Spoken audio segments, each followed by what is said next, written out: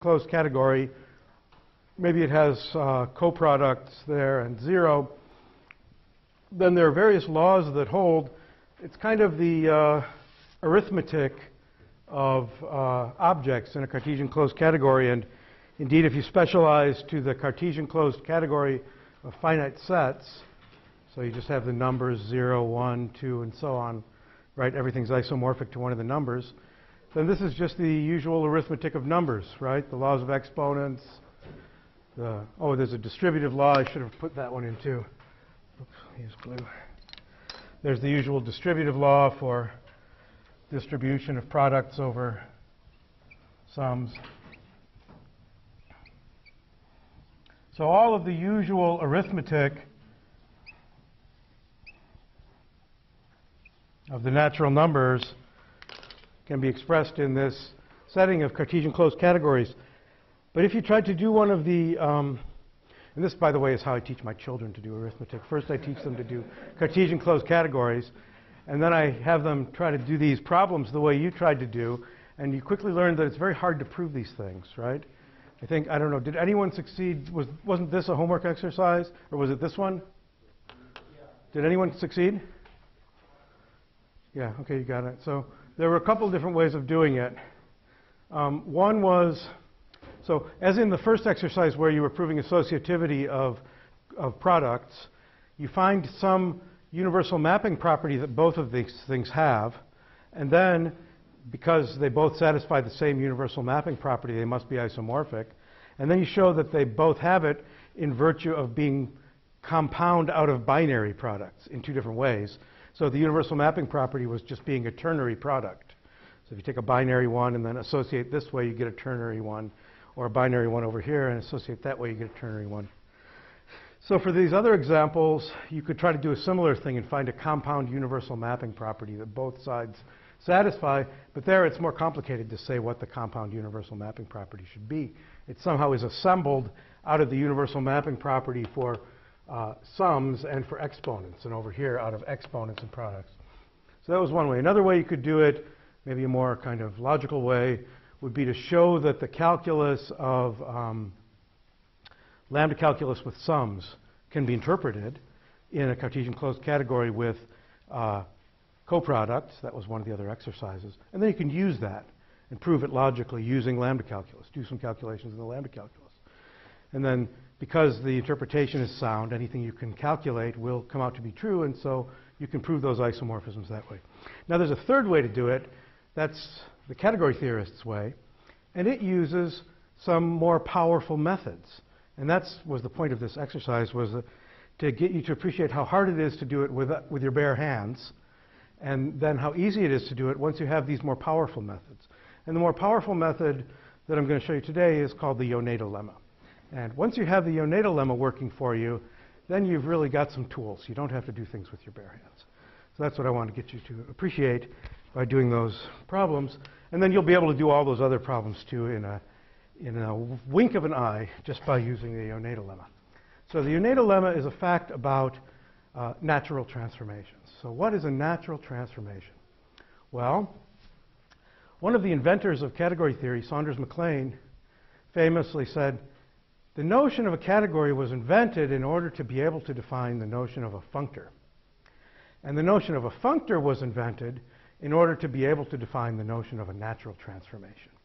And in fact, the first paper on category theory in 1945, MacLean and Eilenberg and MacLean rather, was titled General Theory of Natural Equivalences. So it's this idea of naturality that the notion of category was invented to get one's hands on, is this idea of naturality.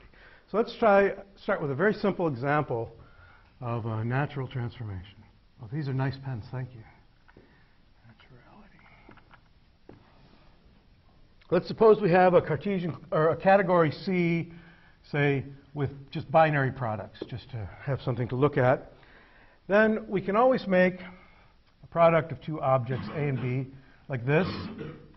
And we can make a product of two objects like this the other way around. And now it's easy to show that these two objects are always going to be isomorphic. So let's just see, what would the map be that goes this way? Well, maps into a product are specified by saying what their two projections are, right? So the projection down to B would just be the second projection from this. So this is going to be the pair pi, did I call them P or pi? P, I think. P2, comma, P1. And similarly coming back. So that's our pair of maps going back and forth. And then you can check by using the universal mapping property of the binary product that that indeed gives you an isomorphism. But now the thing is this. This specification doesn't really depend on the objects A and B.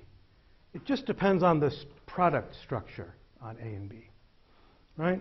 And that's what we're trying to get our hands on, that idea that we have an isomorphism between these two objects, which doesn't really care about the objects. It only depends on the structure of the objects. So that's the idea of naturality. And this is sometimes called something like parametricity or polymorphism. Maybe you've heard that term. That tends to be the one that polymorphism that comes up in type theory, or uniformity. It's a uniform isomorphism. There are all kinds of terms in the literature. And it's kind of too bad there are all these terms in the literature, because this concept was defined in 1945, and it's called naturality. And I really think the category theoretic conception of naturality, which was invented for exactly this purpose, does exactly what we want. It tells us that this isomorphism is independent of the choice of the objects. It's an isomorphism between these structures. So how does it work? Well, it works like this. We say, let's consider any maps from A into anything else, A prime, and from B into anything else, B prime. So down here we have A prime cross B prime. And here's B prime cross A prime. And now we want to say this isomorphism also exists here. But of course it doesn't make sense, because this isomorphism is between these objects. We want to say there's an analogous one down here. And of course there is one. We can write it in the same way. We get an isomorphism down here. But there's more to it than just that, because how can we specify that this is analogous to this? And that's the issue here, right? How do we say we have an isomorphism here, and it's like that one, but it's different? And right? It's not, you can't say, oh, this is two projections and that's two projections, right? That's kind of using a particular specification. It's using a particular syntactic description. The way that you describe something is not a property of the thing. Okay? You could describe it in terms of the description, but that's not a property of the thing. Here's the way that you do it in an invariant way. You say, consider these maps, F and G. Put them right here. Here's F cross G. Here's G cross F. This diagram commutes. For any pair of maps like this, F and G, you make this isomorphism here, and this diagram will commute. So we have an isomorphism, and moreover, the isomorphism respects any change in the arguments. So that's the idea of naturality. Let's look at the general case, the general definition. So what's really happening is, maybe before I give you the general definition, let's look at it in this special case. This is a functor in two arguments. It's the product functor. And this is another functor in two arguments. It's the twisted product functor. Yeah? It takes the first argument and puts it in the second place. So there's another functor in two arguments, the twisted product functor. And now what we're saying is these two functors are isomorphic as functors.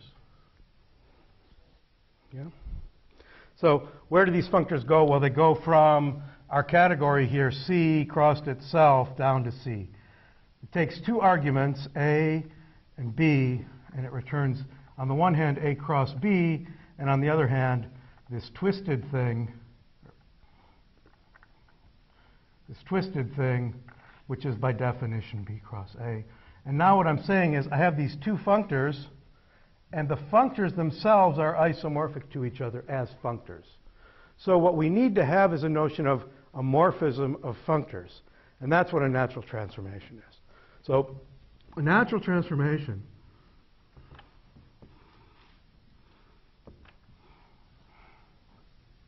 is, and this is not my definition, this is my description, is an arrow or a morphism. Morphism just means arrow, right? Morphism of functors. You should write this down. Okay.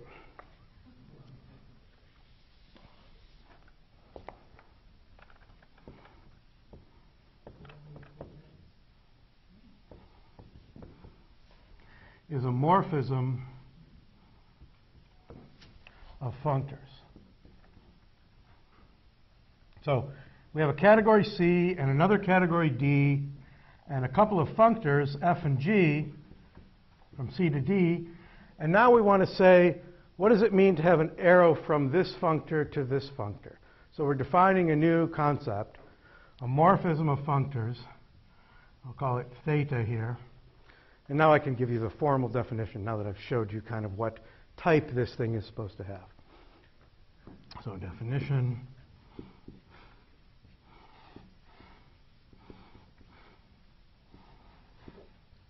Theta between two functors like that, F to G, consists of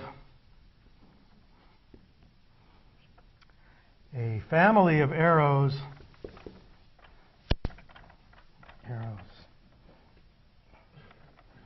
family of arrows, theta C from F of C to G of C. So these are arrows over in the codomain here in D, one for each object C and C, such that, so let's look here. I take F of C, I take theta at C, here's G of C, and now let's suppose for any arrow H from C to C prime over in C, I also have here F of C prime, theta of C prime, because I've got one of these thetas for every object in C. And then here's the action of the functor F. Here's the action of the functor G. F of H, sorry. Here's the action of the functor G on H, and I want this diagram to commute. So the idea is it's a way of getting from the functor F over to the functor G, which respects the action of F also on all of the arrows of C. Good? People are nodding their heads. It makes sense, I hope. So I hope you can see that this is an instance of it. Well, this is a natural isomorphism because it's an isomorphism at each step. But if we just look at one direction, for example, then we have a case of this naturality. If we just look at this map that goes across here where it's P2, P1, down here we have a similar twist, P2, P1, twisting this other product, then what we're saying is that twist will respect every pair of maps like that. So that's a natural transformation. Let's see, what else? Do I want to have some examples yet? Question, yes? Maybe I'm misremembering the definition of functor. I thought a functor went from a category to a category. Absolutely. They're going from object to object here. No. These are the functors right here, F and G. F and G, and then I'm looking over there and I see FC going to GC where C is an element. This is an object. C is an object in C. Right. I apply F to C and I get an object in D. This little piece of the diagram right here is in the category C. Right. Okay. So And then this diagram here, this commutative square, is in the category D. And it's a condition that says for every arrow in C, I get a commutative square like this in D. Is it good? Okay. So let me give you an example. Let's look at the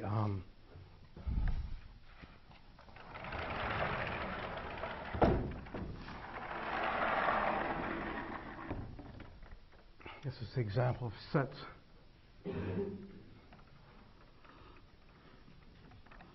sets changing through time. And of course, you can change all kinds of things through time, not only sets, but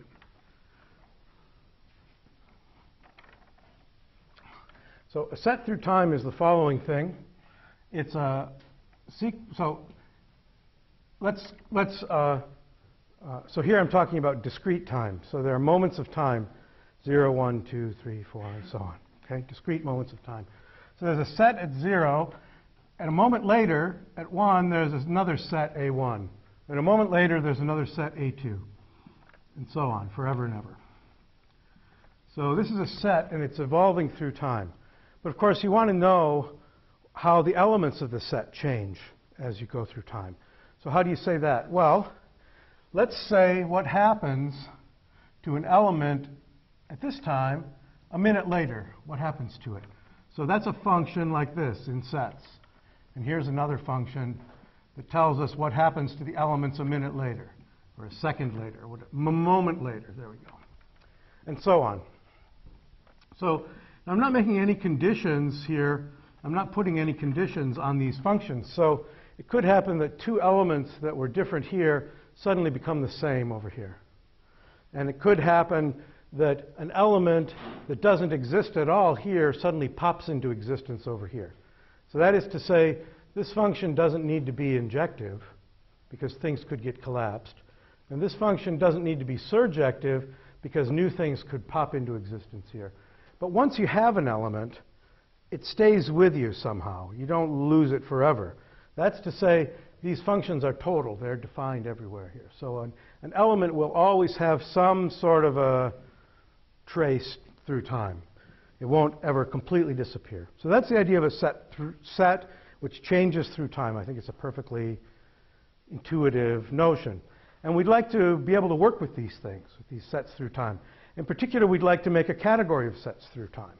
So one good way of making a category of sets through time, we want to make arrows between them. What should be a function between two sets through time? So here's one, A. That's a set through time. And here's another one, B. So that looks like this. B0, beta 0, B1, beta 1, and so on.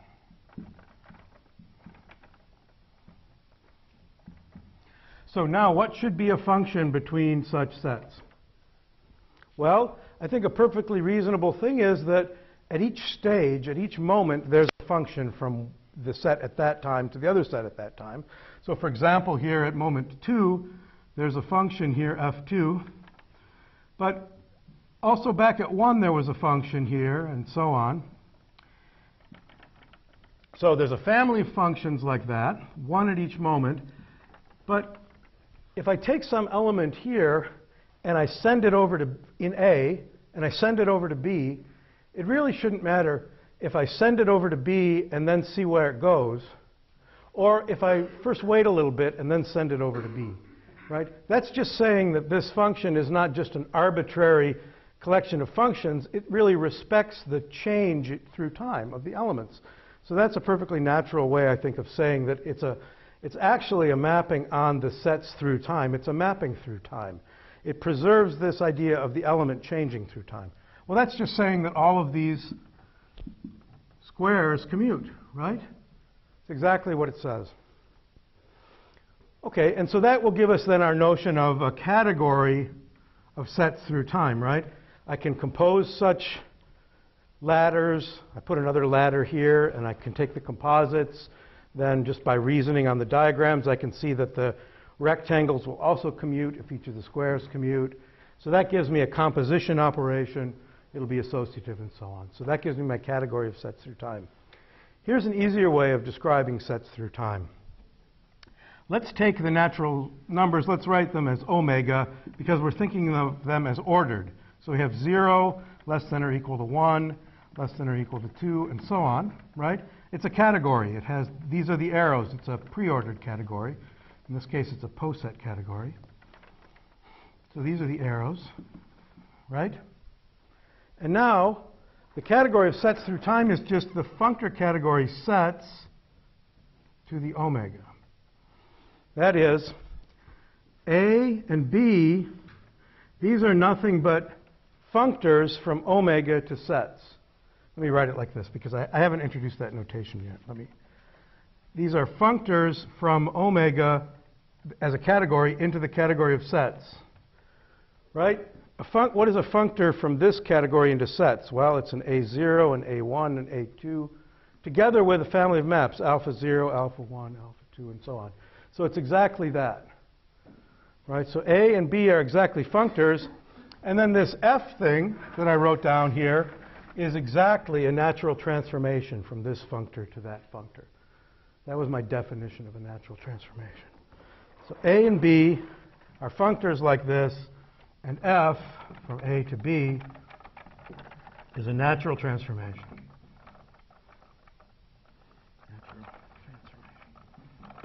Because a natural transformation in this case is an indexed family of maps, one for each object in omega, so an F0, F1, F2, and so on, such that for any maps in the index category, all the corresponding squares there commute.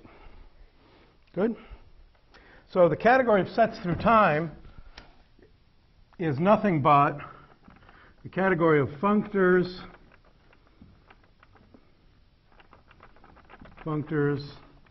and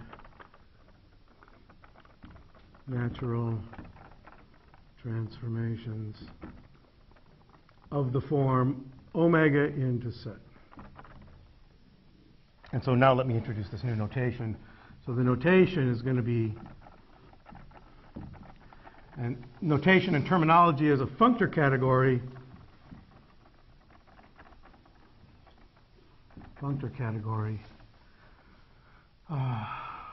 From C to D, or the functor category from C to D. D has as objects functors F from C to D, and as arrows natural transformations theta from F to G, and the notation is just D to the C. That's the functor category. So now in that notation, this category of sets through time is what I wrote before. It's sets to the omega.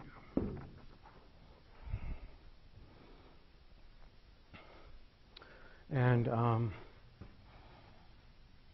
so here's a fact. I won't prove this, but it's good to mention it now because it justifies our notation. This is, in fact,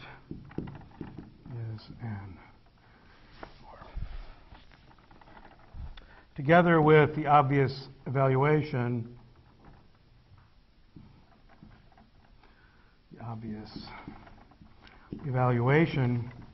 functor, this is an exponential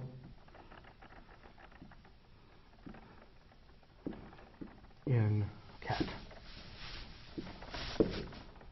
So that justifies this kind of functional notation. And in fact, cat is Cartesian closed. Cartesian closed category.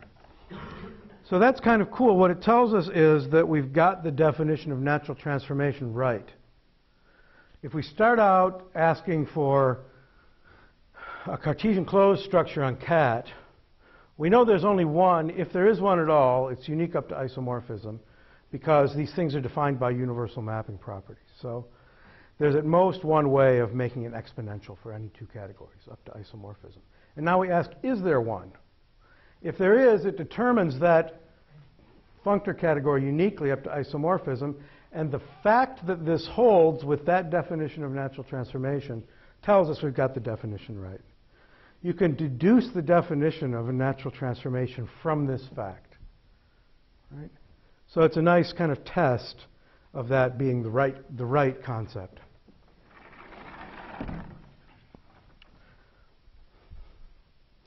Let me look at some examples maybe. So one way of thinking, it's a little bit hard sometimes to think about these new concepts. It's good just to draw some pictures to get a feeling for it. Here's a picture of a general, in general, a natural transformation looks like this. Picture of theta from F to G. You can think of it like this. So here's the category C, say, right? It has some objects, A, B, C, some arrows between them, composites, some identity or some loops, right?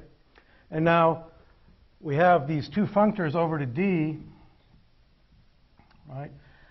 A functor is a picture of one category in another category. That's the way to think of a functor, right? It takes all the objects and arrows in one category and gives you an image of them over in the other category, maintaining all the relations of mappability between the objects and even the relations of composition of mappings and so on. So the functor F, which is going like this, gives me a picture of this category over here in this one. So that looks like this: F of A, F of B, F of C, and so on, with this arrows, you know, roughly in the same configuration here. And then the functor G gives me a different picture, perhaps, of the category C over in D. It expresses everything in some other way. But still, you know it's going to have that same general shape, that kind of CE shape over in D. So it's at least going to have these arrows, and they're going to have to compose in the same way, and so on. A natural transformation consists of a family of maps over in D connecting the image of F with the image of G in a compatible way. So what that means is for each A over here, well, there's a corresponding thing here under F and a corresponding thing here under G. And so the theta gives me an arrow connecting those two. Theta at A. These are called the components of the natural transformation. And for B, there's gee, I should have used I'll use my colored markers here. This is great. Where's that blue one? So we connect the image of those things using the thetas. Theta A, that's better. Theta B, if you like, theta C, in such a way that all the corresponding diagrams commute. It doesn't matter if you start here and go across and go down here, or if you first go down here and then go across by means of theta at C. So that's the idea of a natural transformation. If you think of, a good way to think of a functor, I think, is as a kind of construction on the objects here in the category C. So you have these objects and these arrows, and you use them to construct something over in D. I mean, D could be C itself, or it could be some other category, but you have some construction, yeah? Maybe like the simple case was just taking the product of two objects. But it could be a much more complicated thing. It could be a thing that you can't even write down syntactically, but it's some sort of an abstract construction, right? And now G is some other construction. Theta is a way of transforming one of the constructions into the other, right? It's a way of relating the one construction to the other. But it's relating the constructions themselves and not the individual values of the construction. It relates the whole construction F to the whole construction G. And that's our way of describing that idea.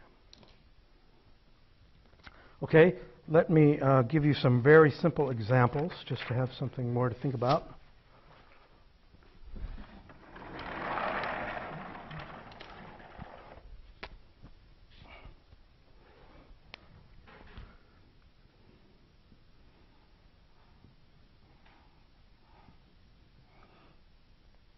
Remember the category of all arrows in a category?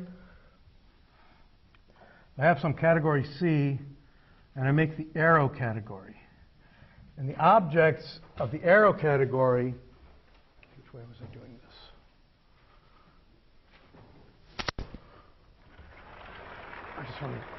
I want to get this to match up with the way with the orientation that I used there. Okay. The objects of the arrow category are arrows in C, and the arrows in the arrow category between two such objects are commutative squares in C, right? Well, let's let this thing be the category that has two objects and one arrow between them, okay? It's a simple finite category. Well, then we can make the actual functor category from this thing into C, right? What are the objects in the functor category? C to the thing like that, right? So the objects in this functor category are going to look like this. They're going to be things of the form C, one for the dot, one for the arrow, or one for the star. And this arrow has to go to something in C, so it'll be an arrow here. So that'll be one such object. Another such object will be something like this. D, one for the dot, one for the arrow, and then an arrow between them. And then the functor category consists of functors and, as arrows, natural transformations. So a natural transformation will be a theta dot, a theta star, such that this thing commutes. So it's exactly this. So the arrow category that we introduced ad hoc is really another example of a functor category where the category in the domain, the functor category, is this simple three-object category. What if we do it, for example, let's take 2.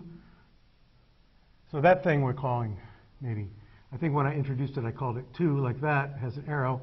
What if I just take 2 to be the category that has these two objects but no arrow between them? And then if I take C to the 2, what do I get? Well, the objects then are just a pair of objects, C, and the arrows are pairs of arrows, but there's no compatibility condition. So that's exactly the same thing as C cross C. So there we have the kind of laws of exponents like over here at work now. How about this one? Let's take as our index category. This is the index category. We did that one. We did that one. Let's do this one. It looks like this. It has two objects and two arrows.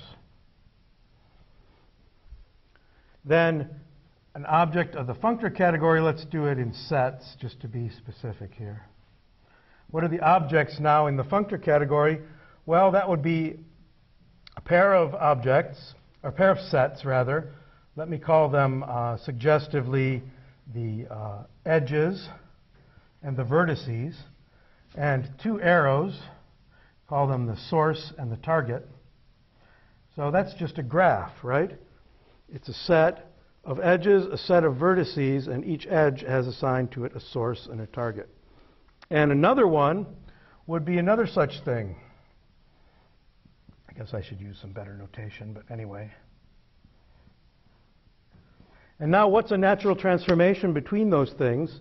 Well, it's a function that takes edges to edges and another one that takes vertices to vertices, respecting sources and targets. So that's exactly a graph homomorphism. Graph homomorphism. So a functor here is a graph, and a natural transformation is a graph homomorphism. So the functor category of sets to the G, where G has this shape, is exactly the usual category of graphs and graph homomorphisms. And in general, you can think of a functor as a kind of into sets, a functor into sets, as a kind of structured set where the structure is given by the shape of the index category. And a natural transformation between such structured sets is a structure-preserving homomorphism, right?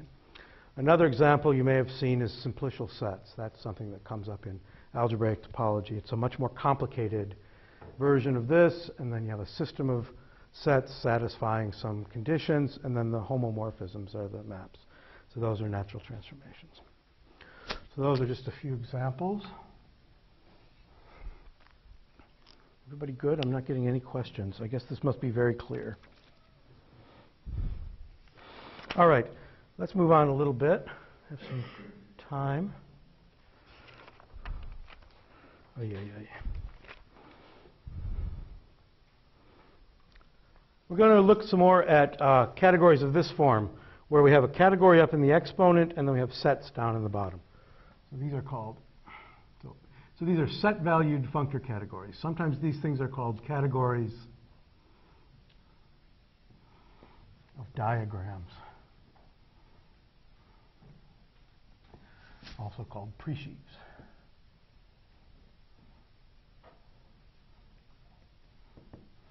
Okay, so these are things of the form category of sets in the codomain, and then some category C up here in the index, either co or contravariantly here. So either co or contravariant functors from C in some small category C into the category of sets. And the basic example that we want to think of is this. Let's remember our Hom functor. Hom was a functor from C up across C into sets. So we're going to assume that